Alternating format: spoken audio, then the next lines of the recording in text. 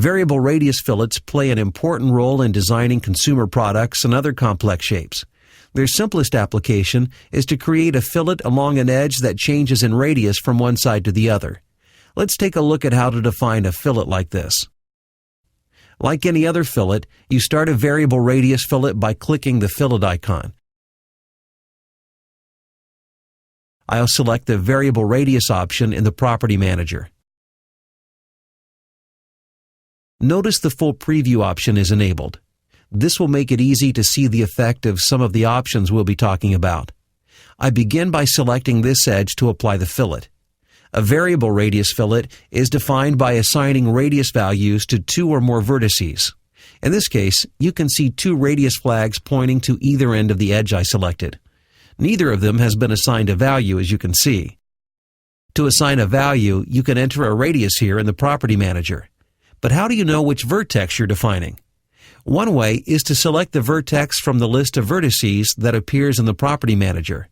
When I click V1 in the list, notice one of the flags is highlighted in the graphics area. Now when I enter a value and press Enter, you can see a radius has been assigned.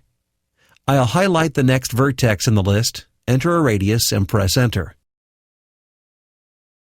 We'll take a look at some other options in a moment, but first, let's concentrate on the effect of this transition setting here. If you take a look at the preview in the graphics area, you'll notice that the edge of the fillet is a smooth curve connecting the two radii. If I change the setting to straight transition, notice the edge of the fillet is a straight line. Of course, choosing the proper setting is entirely up to you and what your design calls for, but you should be aware of this setting in case you're not getting the results you expect. I'll click OK to accept these settings. Next, let's add another variable radius fillet to take a look at another important option. This time, I'll select the lower edge and I'll assign values to each vertex.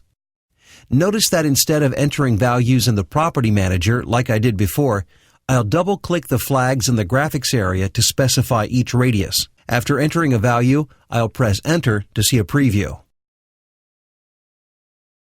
Notice there are points that appear along this edge. These are available control points that I can use to further vary the radius of the fillet along the edge. To remove or to add more of these available control points, I can change this value in the Property Manager. Although these control points are available, they are not active. Right now, I only have two control points, the two vertices. To activate one of these intermediate points, I have to select it in the graphics area. When I do, a flag appears allowing me to enter two values, a radius and a percentage value. This percentage represents how far along the edge this control point is located. At 50%, the point is located halfway along the edge. This can be a great tool, especially if you're working on a curved edge where it might be difficult to locate the exact center. Just type in 50% or whatever value you're interested in, and SOLIDWORKS will find it for you.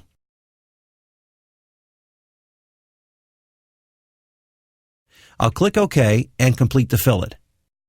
Finally, I'll add one more variable radius fillet to demonstrate a convenient way to specify values for multiple points. I'll click the fillet icon and select variable radius for the fillet type, and I'll select this edge. Notice that because tangent propagation is enabled, one fillet will propagate all around. However, if I don't select the other edges, I won't be able to specify values at these other points. To enable these points, I'll select each edge, and you can see each point will have a flag for me to specify a value.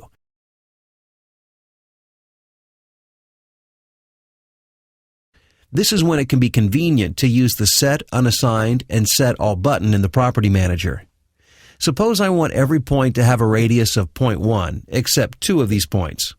Well, rather than double-clicking each flag to enter a value, I can enter the 0.1 value and click the Set Unassigned button. Because none of the points had a value assigned, they have all taken on the 0.1 value. If you wish to make a change that affects all of these points, you can enter a value, 0.25 in this case, and click Set All. This will cause even the already assigned values to change. Finally, I'll double-click a couple of points and change their values.